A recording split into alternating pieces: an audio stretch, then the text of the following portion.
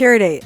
Cold War, Civil Rights, and Counterculture. In other words, America versus communism versus itself. Post-World War II, America is economically dominant, but unevenly prosperous. Rich for some, exclusionary for others. First topic to get into, Cold War. The US versus USSR, capitalism versus communism.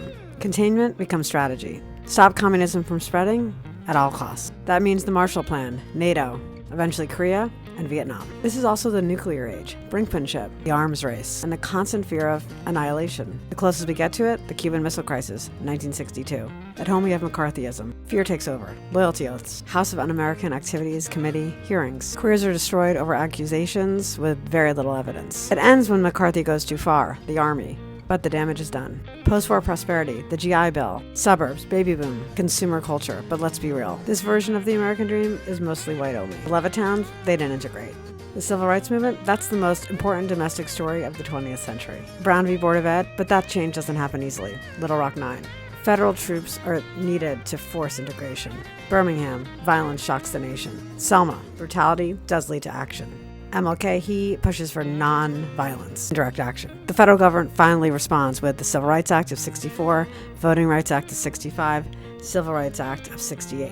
But the movement evolves. Malcolm X, the Black Panthers, Stokely Carmichael, with a shift towards economic justice. The 1960s, everything seemed to be happening at once. LBJ takes over when JFK is assassinated. The Great Society expands federal government, Medicare, Medicaid, the war on poverty, but at the same time, Vietnam War. The Gulf of Tonkin resolution gives LBJ a blank check. The draft fuels protest. The credibility gap, it grows and grows. At Kent State, the National Guard kills 4 kids. Meanwhile, you have women's rights movement, Chicano rights movement, LGBTQ plus rights after Stonewall. And environmentalism, that's on the rise. America is not unified, it is unraveling. Enter Nixon.